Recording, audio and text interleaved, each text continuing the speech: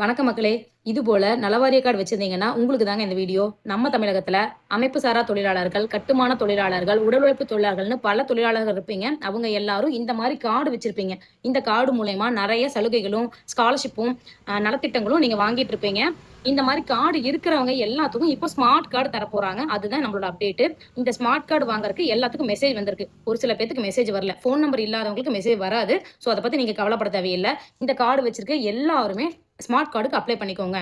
30ஆம் தேதி last date முடியுது. அந்த லாஸ்ட் டேட்டுக்குள்ள ஆன்லைன் மூலமாவும் ஆஃப்லைன் மூலமாவும் நீங்க அப்ளை பண்ணிக்க முடியும். அதுக்கு தேவையான ஆவணம் இந்த நலவாரிய கார்டு, உங்களோட போட்டோ, உங்களோட ஒரு பேப்பர்ல ஒரு கையெழுத்து, அது இல்லாம ஒரு ஃபோன் நம்பர், ஆதார்ல கொடுத்துருக்க ஃபோன் நம்பருக்கு ஓடிபி வரும். அவ்வளவுதாங்க. இந்த சிம்பிள் ப்ராசஸ் தான்.